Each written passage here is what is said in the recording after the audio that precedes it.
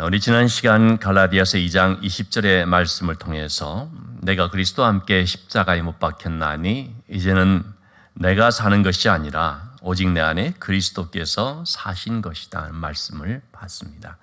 우리가 진정 예수 그리스도를 나의 구주로 영접하게 되면 옛 자아가 주님과 함께 십자가에 못 박혀 죽는 것이고 내 안에 주님이 사시게 된다는 말씀이죠. 이것을 다른 말로 표현하면 믿음으로 의롭게 된다라고 말할 수 있겠습니다. 이렇게 우리가 믿음으로 말미암아 의롭게 된다는 것은 신앙에 있어서 대단히 중요한 원칙, 가장 중요한 기초라고 할 수 있습니다. 여러분, 우리의 이 기초가 결코 흔들리면 안 되죠. 흔들릴 게 따로 있지. 여러분, 이런 원칙도 가장 중요한 기초가 흔들려 버리면 신앙생활에 굉장한 위기를 만나게 되고, 잘못하면 올바른 신앙의 길에서 이탈되어서 이단이라든지 사입이라든지 또는 건강하지 못한 비성경적인 집단이나 또는 그런 가르침 속에 아주 휩쓸려져 버릴 수 있는 위험성이 있습니다. 그런 점에 있어서 바울 사도는 신앙의 대원칙, 가장 중요한 기초라고 할 수 있는 믿음으로 말미암아 의롭게 된다는 이 사실을 우리 갈라디아서 말씀을 통해서 계속 얘기를 하게 되는 것이죠. 1장에서도 그런 말씀한 것이고 2장에서도 그런 말을 한 것이죠. 3장에서도 또 같은 말씀일 수 있지만 또 다른 내용으로 이제 그 말씀들을 전하고 있습니다. 자, 그런데 이 갈라디아 교회 성도들은 어떻게 됐다는 것입니까? 이 신앙의 기초가 흔들려 버렸습니다. 잘못되어 버렸습니다. 그런 점 때문에 바울 사도는 너무나 안타까운 마음을 가지고 또 아주 참 그런 분명한 그런 말로써 다시 내 신앙을 붙잡아주는 권면 혹은 조언의 말씀을 이제 한다고 하겠습니다. 1절의 말씀을 보시면 어리석도다라고 말하고 있죠. 여기서 어리석도다라는 원어는 아노에테이라는 말인데, 길을 알면서도 그 길을 가지 않는 사람들, 또는 알고 있으면서도 알고 있는 대로 행동하지 않는 사람들, 또는 생각 없이 살아가는 사람들, 이러한 것을 가리켜서 어리석은 자다라고 말을 하는 것입니다. 자, 이 갈라디아 교회 성도들은 처음에 주님을 영접했을 때 어떻습니까? 자신들의 죄를 다 속하기 위해서 십자가에 달리신 그 주님의 은혜로 말미암아 얼마나 감격하고 기뻐하고 은혜를 찬성하고 그랬습니까? 자신들이 그 현장에 있었던 건 십자가에 주님이 달려 돌아가실 때 있었던 건 아니죠. 근데 지금 1절에서 말하는 것처럼 그리스도께서 십자가에 못 박이신 것이 너희 눈앞에 밝히 보이거늘 이라는 표현을 쓰고 있거든요. 마치 자신이 이러한 주님의 그 은혜를 눈앞에서 생생히 목격하게라고 한 것처럼 그렇게 그 십자가의 은혜를 깊이 체험했다는 것입니다.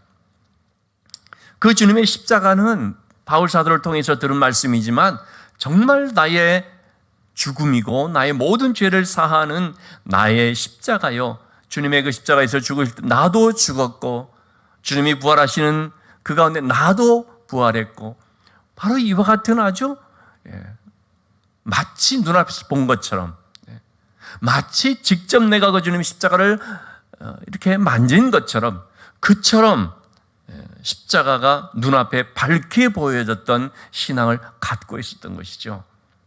그런데 그들이 어떻게 됐습니까? 너무나 흔들려 버린 것입니다. 왜 그렇게 됐냐면 누가 너희를 꾀더냐라고 말하고 있죠. 꾀이는 사람이 있던 것입니다. 미혹해하는 사람이 있었던 것입니다. 여러분, 항상 진리 가운데 우리가 살고자 할 때에 미혹해하는 사람들이 있습니다. 우리가 올바른 믿음의 길을 걸어가는 데 있어서 우리의 이 믿음을 흔들려고 하는 자들이 있다는 것입니다. 참 교회 안에서도 우리가 그렇거든요. 교회에서 우리 설립교회 예를 든다면 우리 설립교회에서 신앙생활을 잘하고 건실하게 잘하고 있는데 누군가 와가지고 참 순진한 성도를 꿰어내서 데리고 가버리는, 이런 일들이 벌어질 때 얼마나 참 가슴 아픈지 모릅니다. 그럴 때마다 그 꾀있는 자에 대해서 정말 어떤 때는 분한 마음도 들기도 하고 말이죠. 그럴 때가 있습니다. 하여튼 여러분, 우리의 신앙생활에 이렇게 꾀는 자들이 있습니다. 미혹하게 하는 자들이 있는 것입니다. 자, 이 갈라디아 교회 성도들에게 누구였습니까? 거짓 교사들이었습니다. 십자가에 대한 믿음으로만 구원받는 것이 아니다. 예수를 믿는다고 할지라도 율법을 지켜야 된다. 할례를 행해야 된다. 구약에 나와 있는 모든 절기라든지 만식일, 월삭 이런 모든 것들을 반드시 지켜야 된다. 율법에 있는 규정들, 음식에 대한 규정, 여러 가지 규정을 잘 지켜야 된다. 그래야 구원이 온전해진다. 그래야 구원이 분명해진다. 이런 얘기를 하게 됐을 때 갈라디아 교회 성도들이 그만 거기에 넘어가 버리고 말았습니다. 예나 지금이나 여러분, 복음과 율법을 혼합시켜 버리는 것들이 많이 있습니다. 순수한 복음을 알고 그 믿음을 가져야 되는데요, 이렇게 혼합해 버리는 것들이 참 많이 있습니다. 음식은 혼합해서 먹어도 괜찮죠. 오히려 어떤 때는 또 맛이 날 수도 있습니다. 그러나 여러분, 약을 혼합시켜 버리면 어떻게 됩니까? 탈이 나고 문제가 생기지 않습니까? 생명의 지장이 생길 수도 있죠. 그거보다 더 중요한 것은 뭡니까? 영적인 진리죠. 영적인 진리를 혼합시켜 버리면 이것은 신앙생활을 좀 잘하고 못하고 하는 문제가 아니라 구원의 길을 잃어버릴 수도 있는, 영적 치명상을 입을 수 있는 그런 문제가 됩니다. 혼합할 게 따로 있습니다. 다른 모든 것들은 요즘 퓨전이 시대에 다 그렇게 할 수도 있다지만 복음은 그럴 수가 없는 것이죠. 순전한 복음이 돼야 되고요, 온전한 진리가 돼야 됩니다. 거기에 뭐가 다른 것이 끼어들면, 조금이라도 오염이 되면, 여러분, 우리가 그렇지 않습니까? 조금만 오염돼도 먹지 못하는 것들이 얼마나 많이 있습니까? 그런 것처럼 복음은 조금이라도 오염이 되어버리면 그건 더 이상 복음이 되어버리질 않는 거죠. 그런 점이 있어서 바울 사도는 이게 굉장히 심각한 문제이기 때문에 아주 강력한 지적을 하고 있습니다. 자, 2절 말씀을 보시면 다시 한번 바울은 말하고 있는 것입니다. 너희가 성령을 받은 것이 율법의 행위로 된 것이냐, 혹은 듣고 믿음으로냐. 여러분이 갈라디아 교회 성도들이 성령을 받았을 때 그들이 무슨 율법을 잘 지켜서 그랬습니까?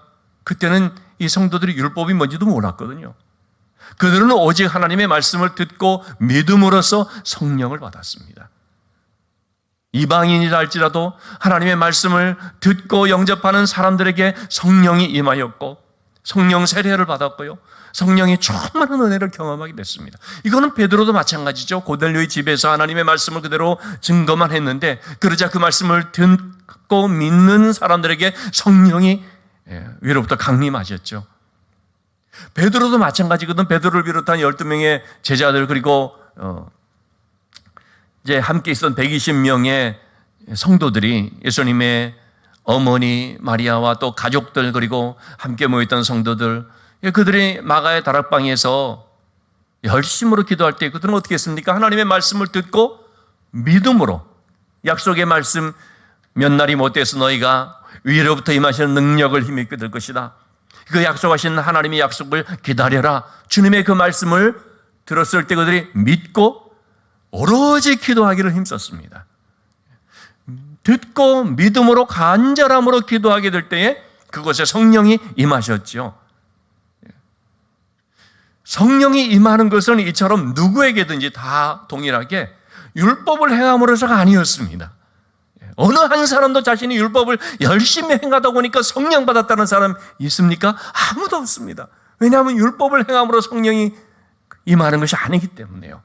오직 듣고 믿는 사람들에게, 하나님의 말씀을 듣고 그 말씀을 믿은 사람들에게 성령이 임하였는데, 그것은 오순절 마가의 다락방에도 그런 것이고, 그 후에도 누구에게나 항상 동일한 성령의 역사는 듣고 믿는 자들에게 임하였고, 지금도 마찬가지죠. 지금도 하나님의 말씀을 잘 듣고 그 말씀을 믿는 자들에게 지금도 성령께서 동일하게 역사해 주시고 강림하시는 것을 볼 수가 있습니다. 율법을 행할 때가 아니라 하나님의 말씀을 듣고 믿을 때에 성령의 은혜가 임하고 회개케 하는 역사가 나타나고 하나님의 말씀의 역사가 나타나게 되는 것이죠. 여러분, 율법을 행할수록 은혜 어떻게 됩니까? 성령 충만한 것이 아니고 나의 의가 충만합니다. 율법을 행하면 행할수록 자신의 자아가 자기 속에 더욱더 살아 꿈틀거리게 됩니다. 이 옛 자아는 십자가에서 우리가 못 박아 죽었다고 한 거거든요. 근데 율법을 행할수록 그게 오히려 내 안에서 살아나 버리는 거죠. 하나님의 말씀을 듣고 믿을수록 우리 안에는 성령으로 충만하게 되죠. 그런 점에서 바울은 이제 두 가지 면을 좀 얘기를 하게 됩니다. 믿음으로 시작했다가 이제 율법으로 돌아가는 바로 이 문제인데 3절의 말씀을 보면요, 너희가 성령으로 시작했다가 육체로 마치겠느냐? 믿음을 통하여서 하나님의 은혜를 체험했던 성도들이 율법을 행해야 된다는 말을 듣고 율법으로 돌아간 그것은 곧 무엇이냐? 성령으로 시작했다가 육체로 마치는 것이라고 할 수 있습니다. 구원받고 우리가 신앙생활을 시작하게 된 것은 믿음으로서죠. 듣고 믿음으로서입니다. 성령으로 시작한 것입니다. 그런데 이제는 인간의 힘으로, 즉 육체적으로 마치는 모양이 되어버리는 거죠. 갈라디아 교회 성도들이 지금 그렇게 되어버렸습니다. 분명히 믿음으로 시작했는데, 즉 성령으로 말미암아 신앙생활을 시작하게 됐는데요. 그런데 지금의 모습은 어떻게 되냐면 율법의 행위라고 하는 육체의 일로, 즉 자기의 힘으로 뭘 지키고 뭘 행하고 하는 그런 모양으로 바뀌어져 버린 것입니다. 우리는 은혜로 시작했는데 육체로, 즉 사람의 노력으로 완전함에 이르려고 할 수 있습니다. 신앙생활을 하면서요, 분명히 처음에는 은혜로 시작을 했고 믿음으로 시작을 했는데요, 그러면 점점 은혜가 깊어지고 점점 더 믿음이 성장하고 믿음이 성숙되어 나가야 되는데, 아니 어떤 경우들을 보면은요, 그건 저나 여러분들의 누구나 예외가 아니죠. 어떤 경우에 보면 가만히 보니까 자신이 육체의 힘으로서 신앙생활을 하려고 하는 모습을 발견할 때가 있습니다. 예를 들면 저와 같이 분명히 은혜로 이 목회의 사역을 감당하게 된 거거든요. 시작할 때는 분명히 하나님의 은혜로, 내가 믿음으로 말씀과 기도를 힘입어서 성령의 은혜로 이렇게 해야지 하면서 쭉 했거든요. 하는데 어느덧 하다 보니까 이게 자기 힘으로 되어버릴 수가 있습니다. 설교의 말씀을 준비하고 또 말씀을 전하고 하는 이와 같은 아주 귀한 사역도 말이죠, 성령으로 말미암아 했었는데 어느덧 글쎄요, 매너리즘에 빠지거나 혹은 성령을 의지 않고 자기 힘으로 하려다가 보니까 그런지 육체로 되어버리는 경우가 있을 수 있다는 거죠. 저도 오늘 말씀을 준비하면서 다시 한번 그런 부분에 좀 점검을 하고 저 자신을 좀 반성하면서 돌아보는 그런 생각도 좀 했습니다. 왜냐하면 이것은 누구에게나 닥칠 수 있는 상황이거든요. 분명히 내가 믿음으로 했거든요. 분명히 은혜를 붙잡고 했거든요.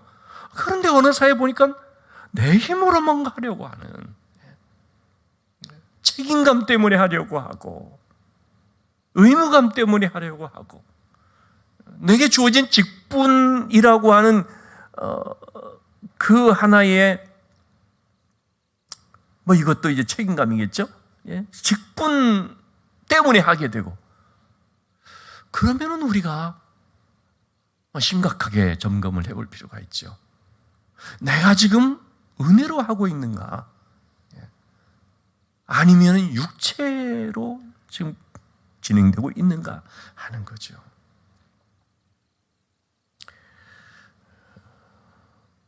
우리가 믿음으로 시작했는데 율법으로 돌아가 버리는 것은요, 그것은 고난을 헛되이 받는 것이 되어버릴 수 있습니다. 3절의 말씀에 4절의 말씀에 바울은 이렇게 말하고 있죠. 이같이 많은 괴로움을 헛되이 받았느냐. 이 말은 뭐냐면 갈라디아 교회 성도들이 예수를 믿었습니다. 믿음으로 말미암는 박해가 있지요.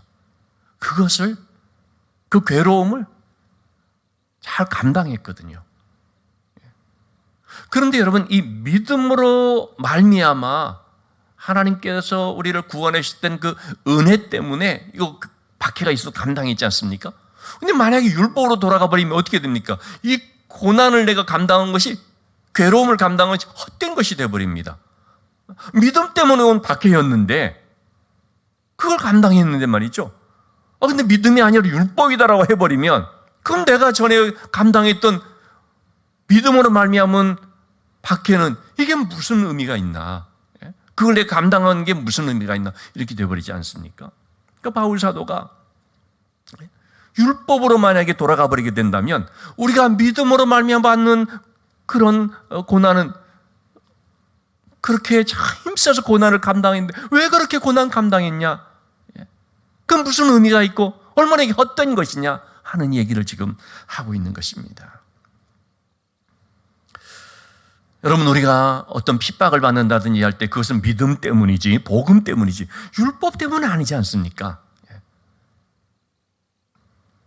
그러니 우리의 신앙이라는 것이 믿음이 아니라 율법이다라고 해버리면 얼마나 모순적이고 얼마나 잘못된 것들이 참 많이 있는지를 우리가 쉽게 발견할 수가 있게 되죠. 자, 5절에서 바울은 이렇게 말하고 있습니다. 너에게 성령을 주시고 너희 가운데서 능력을 행하시는 이의 일이 율법의 행위에서냐고는 듣고 믿음에서냐. 여러분, 우리에게 성령을 주시고 우리 가운데 능력을 행하시는 분이 누굽니까? 하나님이시죠. 이런 하나님의 역사라고 하는 것이 율법의 행위를 통해서 주어진 것이냐, 아니면 우리가 듣고 믿음으로 말미암아 된 것이냐, 이거 묻고 있는 것입니다. 하나님의 역사라는 것은 우리가 율법의 행위를 잘 지켰기 때문에 주어진 것 아니지 않습니까? 우리가 언제 하나님의 놀라운 은혜를 체험하게 됩니까? 하나님의 그런 살아계신 역사하심이 내 삶 가운데 언제 나타납니까? 율법의 행위를 우리가 잘 했을 때입니까? 뭘 잘, 절기라든지 무슨 어떤 규정이라든지 이런 걸 잘 지키니까 막 거기에서 하나님의 역사가 나한테 일어나고 그렇습니까? 전혀 그렇지가 않죠. 전혀 그렇지가 않습니다. 우리가 듣고 믿음 생활 잘할 때입니다. 하나님을 잘 믿을 때에, 하나님을 온전히 믿을 때에, 하나님의 말씀을 정말 진지하게 그대로 영접하고 믿을 때, 거기에서 하나님의 놀라운 역사가 나타납니다. 내일 새벽 기도 때 제가 좀 말씀을 드리게 되겠는데, 미리 말씀드린다면 구원의 모든 역사들은요 다 믿음을 통해서, 믿음의 사람들을 통해 나타났습니다. 누가복음 1장을 내일 새벽 기도 시작을 하게 되는데요, 구원의 문을 여시는 하나님의 역사가 두 사람을 통하여 소개가 되죠. 누가복음 1장에 보면 한 사람은 사가랴라고 하는 세례 요한의 아버지고, 또 한 사람은 동정녀 마리아죠. 둘 다를 통하여서 성경이 말해주고 있는 것은 뭐냐면 믿음이라는 것이었습니다. 믿은 사람들을 통하여, 또는 믿음의 어떤 그릇이 되어 있는 그들을 통하여 하나님께서 하나님의 말씀을 이루어 주시고, 또 하나님의 약속이 성취되게 해 주셨죠. 대표적으로 마리아이죠. 이처럼 하나님의 놀라운 역사는 율법을 잘 행한 가운데서 나타나고 그런 사람을 통해서 이루어진 것이 아니라 말씀을 잘 믿은 사람, 듣고 믿을 때에 그런 하나님의 역사가 나타나는 것을 말해주고 있습니다. 이 서신을 지금 쓰고 있는 바울은 어떻습니까? 복음의 회방자였습니다. 핍박자였습니다. 그는 얼마나 율법을 잘 지키려고 애썼던 사람인지 모릅니다. 그가 그렇게 율법을 잘 지킨다고 했는데 무슨 하나님의 구원의 역사가 이게 나타났습니까? 아니었죠. 오히려 교회를 핍박하고 복음을 오해해서 예수님을 마치 이단의 괴수처럼 여겨가지고 예수 믿는 사람들을 그냥 다 없애는 그것이 하나님의 뜻인 것처럼 하나님께 대하여 가장 참 적대적인 그런 삶을 살았던 것이 바로 바울이었지 않습니까? 그런 율법을 잘 지킨다고 할수록 하나님께 대하여 대적하는 자가 되어 버렸던 거죠. 그러나 그가 하나님의 말씀을 듣고 믿었을 때 하나님께서 그를 통하여 놀라운 일을 행하셨습니다. 그를 통하여 하나님 말씀이 전해지고 그를 통하여 그냥 많은 사람들이 살아나고요. 어떤 놀라운 이적도 물론 행해 주셨지만 무엇보다도 삶이 변화되는 역사들이 바로 이렇게 믿고 듣고 믿을 때에 나타나는 것이죠. 우리 모두 다 마찬가지거든요. 하나님의 자녀가 된 이 기적적인 사건들은 우리가 율법을 행할 때가 아닙니다. 하나님의 말씀을 듣고 믿을 때였습니다. 한때 그 악명 높았던 지존파 일당들 있지 않습니까? 정말 참 무서울이 많지 그렇게 사람들에게 너무나 이제 악명 높았던 사람들이잖아요. 그러나 그들이 비록 감옥에 있었지만 복음을 영접하게 됐을 때 진심으로 회개하고 눈물로 고백하고 그리고 그들의 마지막 가는 것은 찬양을 하면서 전도하면서 어떻게 그렇게 변화될 수가 있냐 이거죠. 그들이 율법을 잘 지켜서 했습니까? 아니었죠. 복음의 말씀을 듣고 믿을 때에 그런 일들이 일어났습니다. 어떤 후배 목사님이 하는 얘기를 들었는데 참 그러니까 여러분 말씀을 듣고 믿을 때에 정말 하나님께서 지금도 보면은 얼마나 놀라운 일들을 행하여 주시는지 알 수가 없습니다. 어떤 사람이요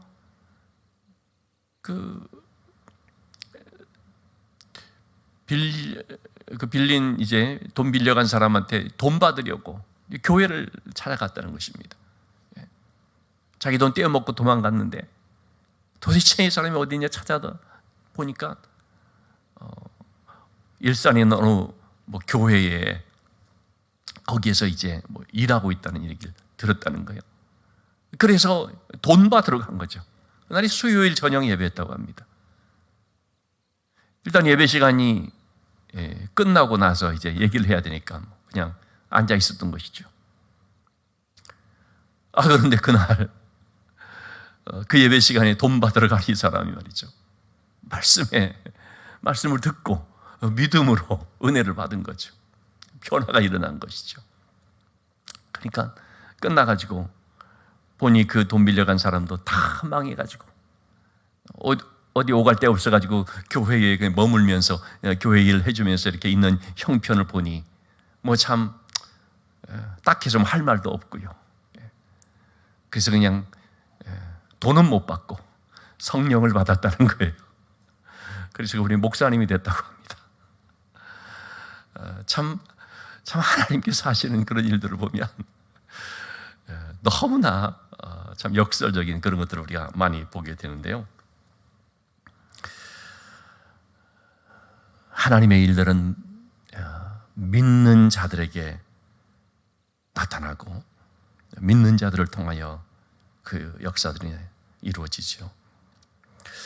우리는 성령으로 시작했다가 육체로 혹은 은혜로 시작했다가 율법으로 믿음으로 시작했다가 인간적으로 끝나서는 또 그런 식으로 가서는 안 되는 거죠.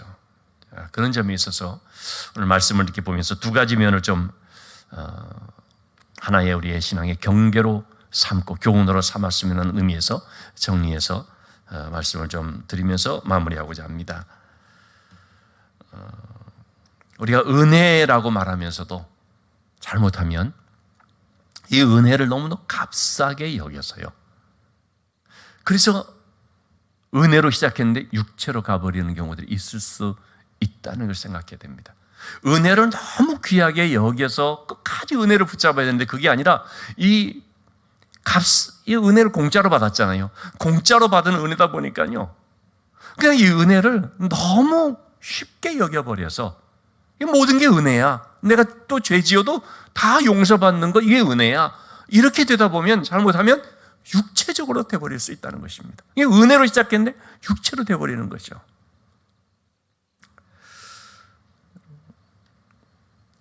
우리가 잘 알고 있는 이 대도 조세형이라고 하는 분, 참 너무 화제가 많이 된 분 아닙니까? 감옥에서 예수님을 만나서 분명 회심하고 크리스찬이 된 거는 맞을 거예요. 그런데 이제 그가 출소한 후에 간증 집회도 다니고 많이 있지 않습니까? 그런데 일본의 선교차, 소위 선교차, 간증 집회로 갔다가 일본에 있는 빈집 들어가서 금품을 훔치다 검거가 돼가지고 일본에 3년 6개월 감옥살이라는 참 부끄러운 일이 일어나게 됐는데 문제는 그 후로 계속 감옥 간 거죠. 계속. 제가 그래서 좀 찾아봤더니 심지어는 금년 2022년 9월 수원지법에서 또 2년형을 선고받아서 또 수감 생활을 하는 건데 나이가 지금 84세가 됐는데 말이죠. 지금 또 이 수감 생활을 하는 하장 보면 너무 안타깝죠. 분명히 그분의 신앙이라는 것은 거짓은 아니라고 봅니다. 위장으로 하는 건 아니라고 봅니다. 그런데 은혜를 받을 때에 너무 이것을 값싸게 여긴 것이 아닌가 저는 좀 그런 생각이 들어지는 것입니다. 나 같은 죄인도 이렇게 믿음으로 구원받는다라는 것 얼마나 큰 은혜입니까? 그런데 그러다 보면 이제 무슨 죄를 지어도 다 용서받으니까 괜찮아 이런 식으로 돼버리면 그건 은혜를 악용하는 것이 돼버리죠. 은혜를 육체의 기회로 삼는 것이 돼버리거든요. 그 부분을 이제 바울 사도는 갈라디아서 후반부에서 얘기를 합니다. 하나님께서 주신 너무나 귀한 이 자유, 이게 은혜를 말하는 거죠. 그 귀한 죄에서의 자유를 가지고 육체의 기회로 삼지 마라. 그래서 우리는 먼저 은혜라는 것을 육체의 기회로 삼는 어리석음으로 하면 안 되는 거죠. 사울 왕 같은 경우에 어떻겠습니까? 하나님께로부터 택함을 받았습니다. 기름 부음을 받았습니다. 성령이 그에게 임하였습니다. 왕으로 세움 받았는데 권세를 잡고 보니까 어떻게 되어버렸습니까? 하나님 말씀 불순종해 버린 것입니다. 은혜로 시작을 했거든요. 그런데 뭔가 자신의 자리가 조금 갖춰져 나가자, 입지가 딱 이렇게 세워지자 그만 그 받은 바의 은혜를 육체의 기회로 사용해 버리는 거죠. 그래서 하나님 말씀 불순종하고 자기 하고 싶은 대로 해버리는, 그러면은요 하나님의 은혜가 떠날 수가 있거든요. 성령이 그를 떠날 수가 있거든요. 그걸 모르는 것입니다. 언제나 나는 뭘 해도 늘 하나님 함께 하시고 늘 은혜가 나와 같이 있고 내가 어떤 잘못을 해도 그것은 하나님이 다 커버해 주고 이런 것처럼 우리가 생각이 되어버린다면 그건 오산이지요. 육체 가운데 있으면 어떻게 됩니까? 하나님의 거룩한 영인 성령은 죄와 분리된 분이기 때문에 떠나시게 되죠. 제 아무리 삼손이라고 하는 사람이 하나님의 놀라운 은혜로 하나의 재능, 큰 힘을 가졌다 할지라도 그가 죄 가운데 육체 가운데 살아가 버리면 그러면 하나님의 영이 그를 떠나시는 거거든요. 그러니까 그 힘이 그에게서 상실이 되어버린 거 아니겠습니까? 이렇게 은혜로 시작했다가 육체로 가게 되는 경우들을 우리가 성경에서도 많이 볼 수 있기 때문에 항상 우리가 경계를 삼아야 되는 거죠. 한때 바울이 동역자였던 데마, 우리가 골로새서 말씀이라든지 빌레몬서의 말씀을 보면 바울은 항상 이 데마를 자신의 동역자로 늘 언급을 하거든요. 데마와 누가가 나와 함께 있다. 데마가 여러분들이 같이 문안한다. 그런 데마가 어떻게 됐습니까? 디모데후서 4장 10절에 보니까 데마는 이 세상을 사랑하여 나를 버리고 데살로니가로 갔고, 데마가 귀한 동역자로 일컬음을 받았음에도 불구하고 은혜 가운데서 잘 그렇게 사역했던 사람이었지만, 그러나 그도 육체적으로 되어버린 거 아닙니까? 이 세상을 사랑하여, 이 세상을 사랑하여, 이게 바로 육체적인 걸 말하는 거 아니겠습니까? 이러한 면을 우리는 늘 기억하면서 히브리서 3장 14절의 말씀, 우리가 시작할 때 확신한 것을 끝까지 견고히 잡고 있으면 그리스도와 함께 참여한 자가 되리라. 여러분, 우리는 시작할 때에 은혜로 시작을 했고 믿음으로 시작했고 성령으로 시작했으며, 여러분, 이것을 우리는 끝까지 붙잡아야 될 줄로 믿습니다. 끝까지 견고하게. 이 말은 뭡니까? 날마다를 말하는 것입니다. 날마다 우리가 은혜를 붙잡고, 날마다 믿음 위에 굳게 서고, 날마다 성령의 함께 하심을 구하면서, 그럴 때 우리는 하나님 나라에 가는 그날까지 그리스도와 함께 참여한 자가 되어, 은혜에 참여한 자가 되고, 믿음에 참여한 자가, 성령의 역사에 참여한 자가 되어 승리의 삶을 살게 되는 줄로 압니다. 또 한 가지 우리가 경계해야 될 것은 뭐냐면 행위 구원이라고 하는 것입니다. 행위 구원이라는 말이 뭐냐면 믿음으로 시작했는데 율법을 지켜야 된다라고 말하는 내용이죠. 근데 이것이 오늘날 우리의 주변에 굉장히 많이 있다는 겁니다. 예수만 믿어서 안 된다라고 말하는 어떤 집단이라든지 소위 교회 지도자라고 하는 호칭을 가지면서 말하는 사람들이 많이 있습니다. 누구라고 참 이렇게 언급을 좀 하고도 싶지만 자꾸 그런 것이 이단 시비 뭐 이런 것들이 막 자꾸 연루되기 때문에 조심스러워서 제가 그냥 원칙적인 얘기만 합니다만은, 참 그런 우리 교회에서도 좀 이렇게 우리 시온 찬양대에서도 같이 활동도 하시고 하다가 그런 쪽으로 또 빠져버린 분도 계세요. 참 안타까운 일인데요. 그런 뭐 교회라는 이름으로서 이렇게 거기도 막 그냥 몇천 명 모이거든요. 거기에 특징이 뭐냐면 지옥에 가는 크리스찬이 있다 라고 하면서 그들의 말을 잘 들어보면 행위 구원이 너무나 많은 거예요. 예수만 믿어서 안 된다는 것입니다. 구원을 위해서 우리의 삶이 이제 온전해야 된다라고 하면서 뭐라도 조금 부족하고 그러면 당신은 구원에서 탈락될 수 있다. 이런 식으로 겁을 주고 이런 식으로 좀 무섭게 하면서 가르치니까 말이죠. 거기에 또 그냥 휩쓸려 가지고 내가 그런 거 다 지켜야만 되는구나. 그렇게 해서 거기에 현혹되는 경우들이 많이 있는 것입니다. 이런 행위 구원이라고 하는 것이 오늘날 굉장히 주행입니다. 뭘 해야지만, 다시 말하면 뭐냐면요, 우리가 쉽게 생각하면 되겠습니다. 믿음만 가지고 안 된다라고 말하는 모든 것들은 잘못된 거지 않습니까? 믿음만 가지고 안 된다. 이게 뭣도 해야 되고 뭐 있다.